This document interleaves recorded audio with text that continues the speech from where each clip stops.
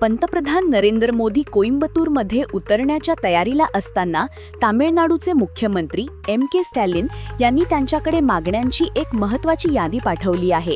राज्यात बंपर पीक आले आहे, पण अवकाळी पावसाचा फटका बसत असल्याने मुख्यमंत्री विचारत आहेत, केंद्र सरकार आपल्या शेतकऱ्यांना वाचवण्यासाठी नियमांमध्ये सवलत देईल का? मुख्य मुद्दा धानातील ओलाव्याचा प्रमाणाचा आहे। शेतकऱ्यांना ही मर्यादा 17% वरून 22% वाढवून हवी आहे। स्टॅलिन यांनी इशारा दिलाय की याशिवाय ऐतिहासिक पीक ऐतिहासिक नुकसानीत बदलू शकते। हा या बातमीचा 1 मिनिटाचा संक्षिप्त अहवाल आहे। सविस्तर अहवालासाठी हा अहवाल आपण पुढे पाहत रहा। 18 नोव्हेंबर 2025 रोजी पंतप्रधान नरेंद्र मोदींच्या नियोजित कोइंबतूर दौऱ्याच्या 1 दिवस आधी तामिळनाडूचे मुख्यमंत्री के स्टॅलिन यांनी राज्यातील शेतकऱ्यांच्या चिंता सर्वोच्च पातळीवर नेल्या। सोमवारी लिहिलेल्या एका अधिकृत पत्रात स्टॅलिन यांनी धान खरेदी संदर्भात केंद्राने तात्काळ हस्तक्षेप करण्याची मागणी केली। याची पार्श्वभूमी महत्त्वाची आहे।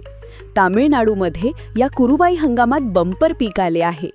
तथापि ईशान्य मान्सूनने मुसळधार पाऊस आणले आहे, ज्यामुळे कापलेल्या धान्यातील ओलाव्याचे प्रमाण वाढले आहे। सध्याचे केंद्रीय नियम ओलाव्याचे प्रमाण 17% मर्यादित करतात। सीएम स्टॅलिन तातडीने मागणी करत आहेत की ही मर्यादा 22% शिथिल केली जावी। त्यांनी नमूद केले आहे की केंद्रीय पथकांनी यापूर्वी त्रिची पुदुक्कोट्टई आणि तंजावरमधील बाधित भागांची पाहणी केली आहे, तरीही अद्याप कोणतेही आदेश जारी करण्यात आले नाहीयेत। शिवाय स्टॅलिन यांनी खरेदीतील उद्दिष्टांमधील तफावतीकडे लक्ष वेधले आहे। जास्त उत्पादनामुळे राज्याला सुमारे 20 लाख मेट्रिक टनांची खरेदीची अपेक्षा असताना केंद्राने हे उद्दिष्ट केवळ 16 लाख टनांवर स्थित केले आहे। हे उद्दिष्ट वास्तव उत्पादनाशी जुळण्यासाठी सुधारित करण्याची त्यांनी मागणी केली। अतिरिक्त म्हणून त्यांनी प्रक्रिया सुलभ करण्यासाठी फोर्टिफाईड तांदळाच्या कणांचे पॅकिंग आकार 25 किलोवरून 50 किलोपर्यंत वाढवण्याची मागणी केली।